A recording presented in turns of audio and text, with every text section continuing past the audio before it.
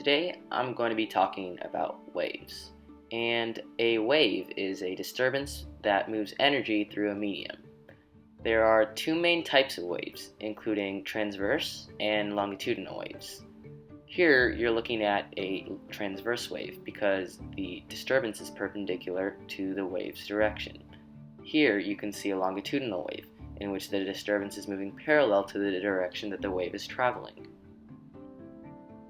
There are many different properties of waves, first of which is the wavelength. The wavelength is the distance between two separate peaks of a wave. These are also called crests.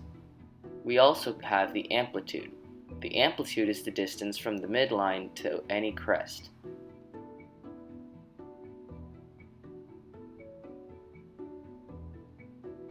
Now we can take a look at the period. The period is the time that it takes in seconds for a wave to reach from one peak to another, in this case 1.20 seconds. Since this time is equal to 1.20 seconds, and we know that the frequency of a wave is calculated by taking 1 divided by that time, we can calculate the frequency to be around 0.83 Hz. This measure of frequency is meant to symbolize the amount of times that a wavelength occurs in a certain period of time. Now let's take a look at the speed of a wave. The speed of a wave is calculated by multiplying its wavelength and its frequency, in this case 4 meters and 0.83 Hz. The velocity here comes out to be approximately 3.32 meters per second. Additionally, the energy of a wave is proportional to its amplitude squared. So if we had an amplitude of 1 and had an energy of around, say, 2 units, if we increase the amplitude, the energy would increase based on the amplitude squared, since it's proportional to that.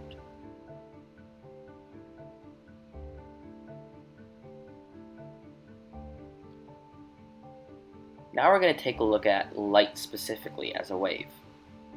Let's look at light moving through two different mediums. Currently, the light beam is moving through air. However, when it strikes the water, something interesting will happen. One part of the light wave goes on and refracts into the water, while another part of it goes on and reflects off of the water. This angle at which it enters the water is called the angle of incidence. The angle at which it reflects is called the angle of reflection. And the angle at which it refracts within the water is called the angle of refraction. The angle of incidence is always equal to the angle of reflection. However, the angle of refraction is not, and it depends on the index of refraction. The index of refraction can vary, and it depends on the medium in which the light is traveling. The refractive index changes the angle of refraction within the medium.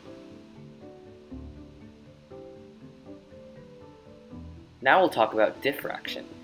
Diffraction is when light waves are separated into different colors. In this case, the prism is separating the white beam of light into multiple different wavelengths of light that we can all see with our naked eye because they are part of the visible light spectrum. However, outside of this visible light, there are many other different types of light, including infrared radiation as well as X-rays. That's all that I'll be covering in this basic overview of waves and light. Thanks for watching.